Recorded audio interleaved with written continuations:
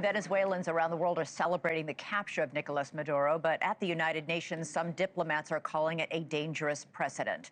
At a UN Security Council emergency meeting today, members heard a statement from Secretary General Antonio Guterres. He says he's, quote, deeply concerned that rules of international law have not been respected. Here is how U.S. Ambassador Mike Waltz defended the United States.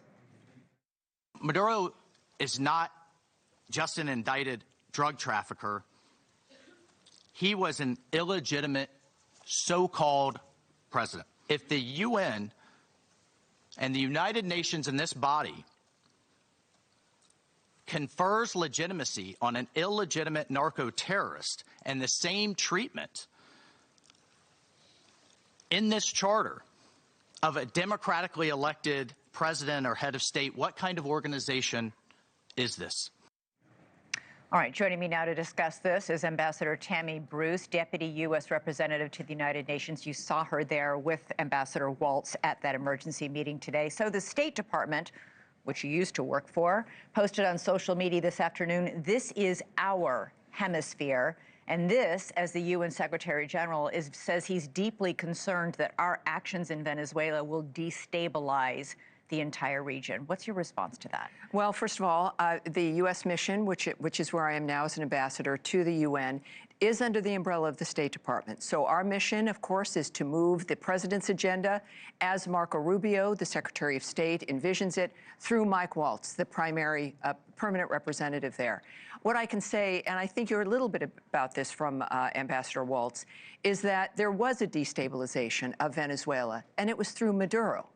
This is a dynamic where they had an election in 2024. The opposition... That he lost. That he lost handily. It was an overwhelming loss, and he refused to leave, and he started to really oppress generally, even more so, the people of Venezuela. They've been under that boot for a long time. So I think the point has been that when we deal with security, peace, and the rule of law, required this action. It was a legal action. It was a law enforcement action to deal with a man who'd been under indictment for quite some time for all different kinds of crimes, whether it's drug trafficking, leading a terrorist organization, certainly the people of Venezuela, the abuse of them. It's been a remarkable thing to watch at the UN, but also the nature of governments around the world. Over 50 governments around the world never recognized him as a legitimate leader of Venezuela. So it's our responsibility, we contend, certainly the United States, but the United Nations, to say enough is enough when you've got someone like this who has taken over a country and where the people are being oppressed and where it is not a legitimate leadership role. But so then why not, if we take him out, put in the person who did win the election in 2024?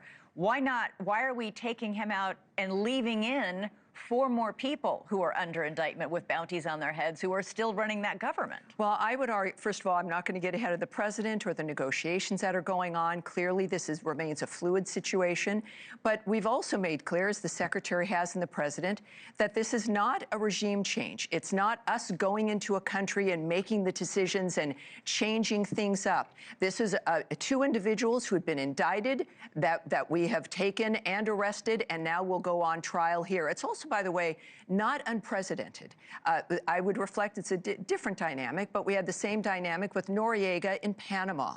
He, too, was arrested, taken to the United States, tried, convicted, spent time in jail here in prison. He was returned to Panama, where they put him in prison. Panama now, certainly a wonderfully stable country, a good partner of ours, and a good partner in South America. Can we trust Maduro's vice president, his right-hand person for many, many years? I mean, they've ordered now that anybody who had cooperated with this raid be arrested, even people celebrating Maduro's ouster be arrested.